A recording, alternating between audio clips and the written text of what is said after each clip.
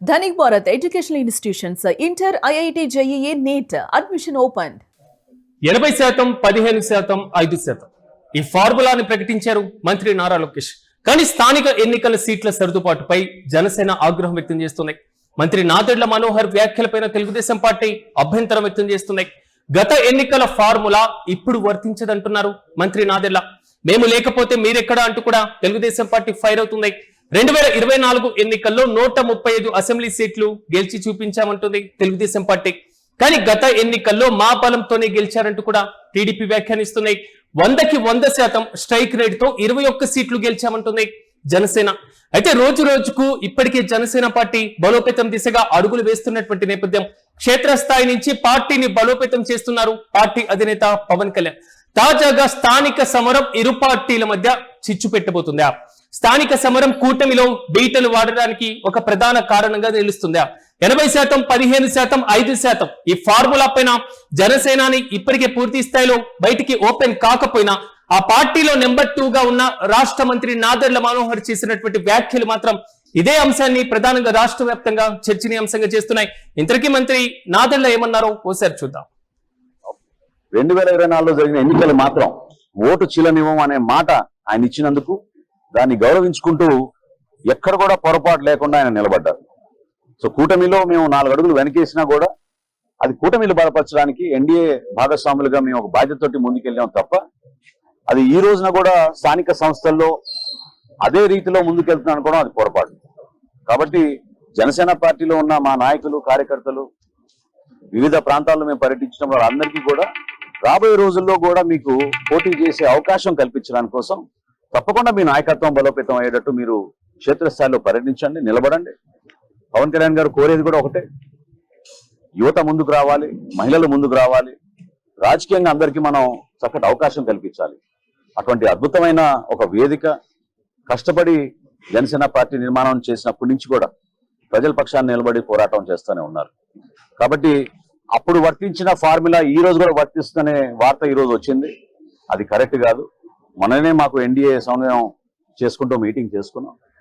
So రాబోయే రోజుల్లో మన బలబలాలని బట్టి, మన నాయకత్వాన్ని బట్టి, ఏ మున్సిపాలిటీలో ఏ జిల్లాలో ఎక్కడ మనకి నాయకత్వం బాగా ఉందో వివిధ పార్టీని సమన్వయపరుచుకుంటూ Telugu Desam party, Janasena party, Bharatiya Janata party 3 కూడా ఒక బాధ్యతతో క్షేత్రస్థాయిలో నిలబడిన నాయకత్వాన్ని గౌరవించుకుంటూ వాళ్ళకి అవకాశాలు కల్పించుకుంటూ తీసుకెళ్లాల్సిన అవసరం ఖచ్చితంగా ఉంటుంది. కాబట్టి సార్వత్రిక ఎన్నికల్లో జరిగిన సందర్భం, ఆ సమయం, ఆ రోజు మా పార్టీ అధ్యక్షులు పవన్ కళ్యాణ్ గారు తీసుకున్న నిర్ణయం రాష్ట్ర శ్రేయస్సు దృష్టిలో పెట్టుకుని, ప్రజల గురించి దృష్టిలో పెట్టుకుని, జగన్మోహన్ రెడ్డికి ప్రభుత్వాన్ని మనం వ్యతిరేకించాలంటే ఓటు చీలనివ్వకూడదనే ఆలోచనతో ఆయన తీసుకున్న నిర్ణయం అది ఆ రోజున.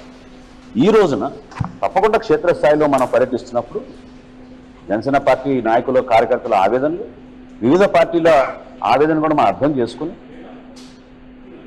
ప్రధానంగా 2024 ఎన్నికల ముందు 4 అడుగులు వెనక్కి వేశాం. కానీ ఈసారి ఒక్క అడుగు కూడా వెనక్కి వేసేటువంటి ప్రసక్తే లేదు.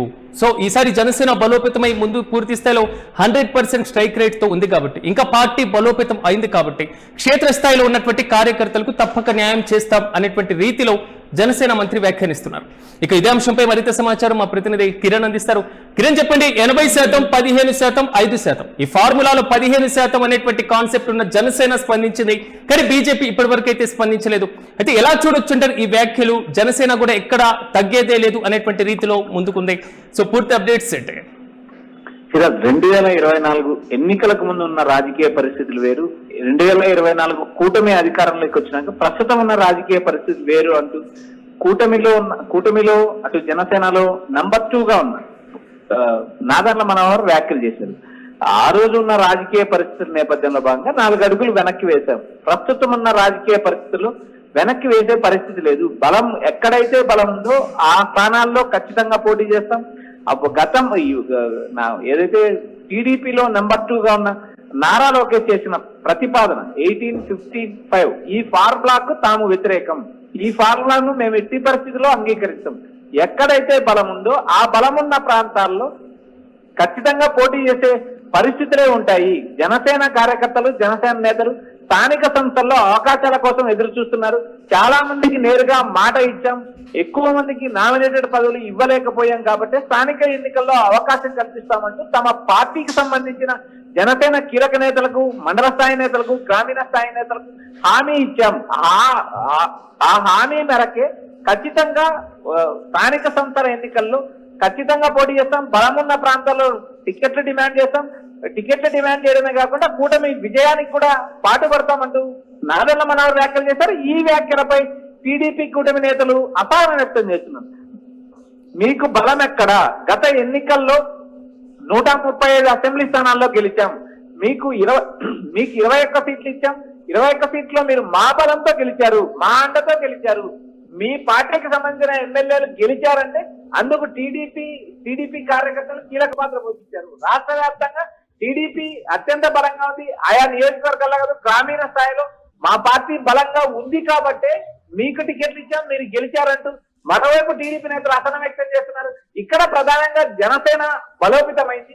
ఆయా నియోజకవర్గాల్లో ఇప్పటికే రాష్ట్ర స్థాయిలో పార్టీ బలోపేతంపై పవన్ కళ్యాణ్ దృష్టి పెట్టారు. మరోపక్క క్షేత్రస్థాయిలో పార్టీని, కార్యకర్తలను, నాయకులను ఏకతాటిపై నడిపించే దిశగా పవన్ వ్యూహాలు సిద్ధం చేశారు. ఈ నేపథ్యంలో భాగంగా ఉత్తరాంధ్ర నుంచి మొదలు పెడితే రాయలసీమ జిల్లాల వరకు ఏ ప్రాంతంలో బలం ఉంటే ఆ ప్రాంతంలో ఖచ్చితంగా పోటీ చేస్తామంటూ నాదెళ్ల మనోహర్ ప్రకటించారు.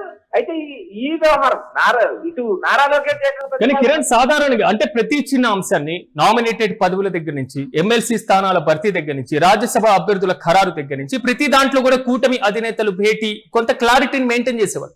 కానీ బహిరంగంగా చెప్పేటువంటి పరిస్థితి వరకు ఎందుకు వచ్చింది? ఎలా చూడొచ్చు అంటారు ఈ అంశాన్ని? సిరాజ్, ఇక్కడ ప్రధానంగా కూటమికి సంబంధించిన అంశాలు అటు చంద్రబాబు నాయుడు, ఇటు పవన్ కళ్యాణ్, మరో పక్క బీజేపీకి సంబంధించిన మాధవ్, వీరి ముగ్గురు సమావేశమై ఓ క్లారిటీ ఇస్తారు. అయితే ఇక్కడ ప్రధానంగా నారా లోకేష్ కార్యకర్తలతో మాట్లాడుతూ వారికి 15% పరిమితం చేయడం, వారు 15% సీట్లలోనే పోటీ చేస్తారు. మిగిలిన 80% సీట్లలో టీడీపీ కార్యకర్తలు, నేతలు పోటీ చేస్తారు. 5%తో బీజేపీ నేతలు బలమున్న చోట పోటీ చేస్తారంటూ ఏదైతే నారా లోకేష్ చేసిన ప్రతిపాదనను నిరభ్యంతరంగా జనసేన తిరస్కరించింది. నాదెళ్ల మనోహర్ ఆ ఫార్ములాను ఒప్పుకోము, గతంలో ఉన్న రాజకీయ పరిస్థితులు వేరు, గతంలో 4 అడుగులు వెనక్కి వెళ్ళాము, ప్రస్తుతం వెనక్కి వెళ్లే పరిస్థితి లేదు. ఎందుకంటే రాష్ట్ర వ్యాప్తంగా జనసేన బలోపేతం అవుతుంది. పలు పార్టీల నుంచి కీలక నేతలు చేస్తున్నారు. ఇప్పటికే కొంతమంది నేతలకు హామీ ఇచ్చాం. హామీ ఇచ్చిన నేపథ్యంలో భాగంగానే ఏదైతే 18-15-5 ఫార్ములాను ఒప్పుకునే పరిస్థితి లేదు.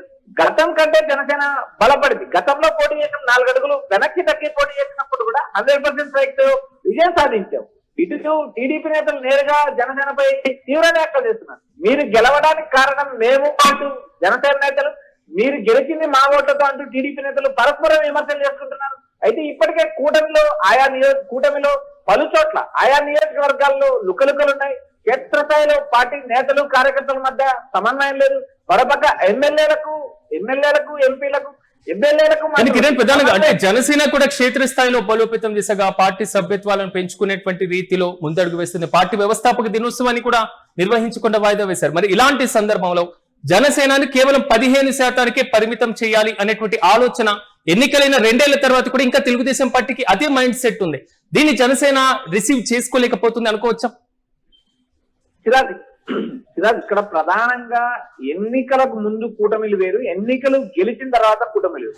ప్రస్తుతం భాగస్వామ్యంలో ఉన్నప్పుడు ఏదైతే టీడీపీ తన సొంతంగా 135 సీట్లు గెలిచింది, జనసేన 21, బీజేపీ 8 సీట్లు. అయితే ఇక్కడ ప్రధానంగా జనసేన గెలవడానికి మేమే కారణం అంటూ టీడీపీ నేతల వ్యాఖ్యలు.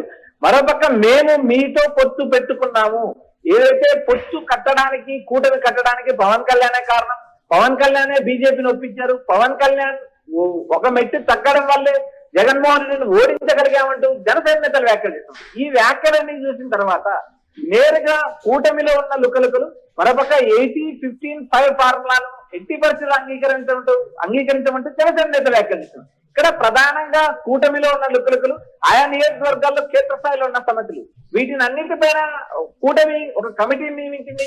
ఆ కమిటీ నిర్ణయం తీసుకుంటుందంటూ పవన్ గతంలో ప్రకటించారు. ప్రస్తుతం ఏదైతే నారా లోకేష్ చేసిన వ్యాఖ్యలపై జనసేన నేతలు ఒకంత ఆగ్రహం వ్యక్తం చేస్తుంటే మీకెక్కడ బలం ఉంది, మీరెక్కడ గెలిచారు, మా అండ లేకపోతే మీకు గెలుపు ఎలా వస్తుందంటూ టీడీపీ నేతలు రివర్స్ కౌంటర్ ఇస్తున్నారు.